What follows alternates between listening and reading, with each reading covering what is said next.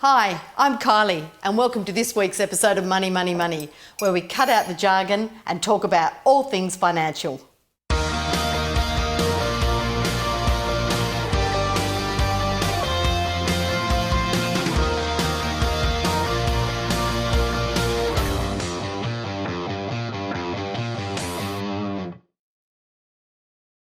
Hi, and welcome to this episode of Money, Money, Money. At the local loan company, we often find that a great source of frustration to our clients is not understanding why the banks are not passing on in full rate cuts when the Reserve Bank give them. So to help me explain that today, I've got a great friend of the local loan company, Ray Hare, with me, and he's going to try and explain a subject that makes me, frankly, quite angry. Ray, firstly, let's start with, what's the role of the Reserve Bank of Australia? Okay, so from an interest rate point of view, the Reserve Bank or RBA's role is monetary policy, so the supply of money. So by cutting interest rates, the Reserve Bank is increasing the disposable income of households in Australia, which means that there's a stimulating activity or economic activity. And conversely, if they want to slow the economy down by raising interest rates, they're pulling back on that disposable income for households and slowing down investment or consumption. So that's their objective, is to be able to control the economy? Well, not to control the economy per se. I mean, they're looking to maintain stability in the economy. They're looking to manage inflation within a 2 to 3% range. That is their formal objective, and to maintain employment, or the Charter says full employment, but as we know, full employment's really a thing of the past these days. That's a good point. So when we're thinking about the Reserve Bank, why are we paying more than the Reserve Bank rate? Given the bank's got to have some margin, why are we still paying more and then not passing on the full cuts? Okay, so the first point is the Reserve Bank sets the official or cash rate on a regular basis. So they meet the first Tuesday of every month, and of course we get the announcements coming through on the online media pretty quickly thereafter. That rate is really the interbank rate, or the rate for risk-free borrowing. When a bank is lending to individuals for a house, on credit card debt, or indeed to businesses, that's clearly a different type of risk profile. And so the bank's got to look at the margin it needs to cover that risk, the margin it needs, as you said, to make some profit on that, and then to blend that into a rate that it will provide across a number of products and types of loans. Yeah.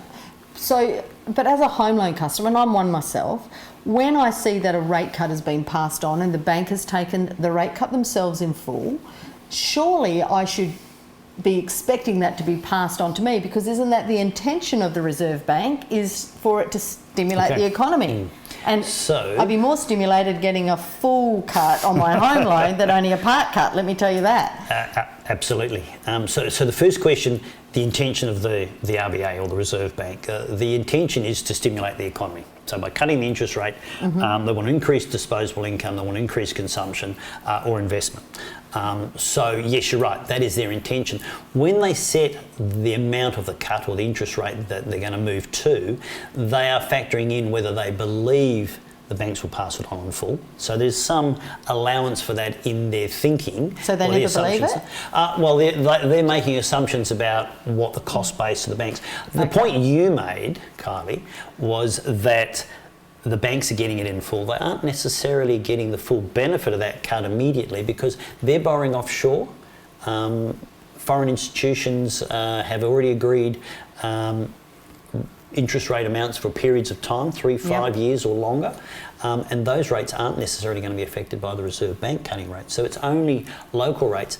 And of course the converse, if the RBA cuts rates, then term deposit rates may well come down as well. So what the bank's got to do is decide how much it pays for its money to consumers and how much it charges borrowers, and really they're trying to manage what they call their net interest margin. Okay, but if we go back to 10, 15 years ago, every time there was a rate reduction, the rate was passed on in full. Now, it's not any longer, to my knowledge, right, could be wrong, but to my knowledge, I can't ever remember thinking, wow, why didn't they pass that on in full? this seems to be a reasonably new development where the rates are not passed on in full. And I think that's what's the greatest source of frustration, not so much to the younger generation, but those of us that have had a home loan now, I hate to say for 20, 30 years, it's hard to understand why those rates aren't any longer passed on in full. Sure. Is that funding cost that we hear about all the time? Yes, so it's a combination of factors, and the reason I was hesitating because I was thinking about the fact that my first home loan was at 16% or more and went up before it came down. So unfortunately, yes, well, we experienced the highs and the lows. So I think you're right in the sense that RBA cuts have historically been passed on fairly quickly. Sometimes there's a bit of time delay. What you've got to remember, I guess, or what we need to understand is that the banks portfolio of loans across home loans, personal loans, business loans, etc., is quite dynamic. And so they're trying to manage, as I said earlier, this concept of the net interest margin, which is their average cost of funds and their average earning rate or interest rate they charge. So whilst an RBA cut or a cut in the official cash rate does have an immediate impact on costs, it's not 100% impacting on the banks in the sense that they've got funds from other sources as well. So in the last few years, we have seen a situation where the lenders have probably not necessarily passed on the full cut, or indeed they've increased rates independently of the RBA, which reflects the movements in their borrowing costs offshore, etc. Well, you stole my next question, because that was, why are they doing independent rate increases? Because they don't do independent rate decreases. That's not ever going to happen. Well, they have in fixed rates, of course, but that again just that's reflects a whole cost different of funds. ballgame. So, But it's a good point, and probably comes back to the recent pressure on the banks post GFC or the global financial crisis, where the RBA and APRA. Hang on a sec, Ray. For those that don't know, let me explain. APRA is the Australian Prudential Regulation Authority.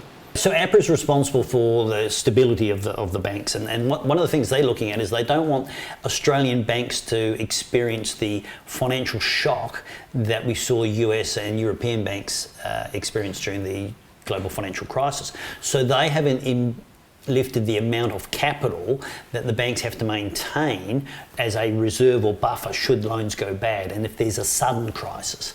So that also is adding to the costs for our banks. So it's adding to the cost, but in fact, if we were being very generous, it's protecting us as consumers as well from any of that type of global Absolutely. cost. Yes, that's very true, and that's what it is about. It's about not allowing those banks to have a sudden crisis or run, because it's really important for the stability of the economy that people have confidence in the system. Okay, so what affects banks' funding? Because you've touched on it a bit, it's no longer, and I think a lot of us still think that the funding comes from, the Reserve Bank and there's money done within Australia, but you've mentioned it several times as you have overseas funding now. Absolutely. So in 2017, Australian banks are forecast to be refinancing in excess of $135 billion. Wow. At least a third of which will come from institutional investors from overseas.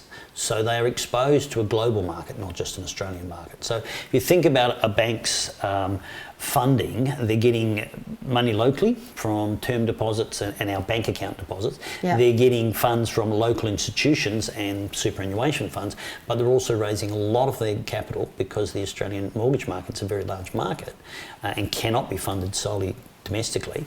They're raising a lot of that money offshore, and that the cost of those funds is not driven by our domestic issues and our Reserve Bank, but indeed by geopolitical and economic issues overseas. So conversely, if things are great overseas and they're getting their money cheaper, are they passing on the rates? Because I'm thinking they don't, but you can feel free to correct me. Well, I don't know that we can put our finger on that. What I can say, and I think we can all look at this in terms of the economic commentators and analysis, we talk about that net interest margin that the banks manage, if you like. That has come down substantially in Australian banks over the last 15 years because of competition in the home loan market. And that is now at a sort of an average of 2 to 2.5%, whereas 10 or 15 years ago it was actually much higher. So would I say it's the benevolence of the banks? No, perhaps No. not, but it is competition, and it has forced rates to come down and that net interest margin to come down, and Australian consumers are benefiting from that. Yeah, and we have benefited from it, but it is still hard to understand, and it's still a source of frustration, and I don't think any chatter over a coffee is going to resolve my issues about it, but I do have a better understanding of it now. So thanks, Ray, for joining us today, and there's probably another episode in this one as well. Thanks for joining us on Money, Money, Money. Thanks for watching Money, Money, Money. If you liked this video, hit the red subscribe button. If you'd like to know more information, you can follow us on Facebook or go to our website, linked in the information box below.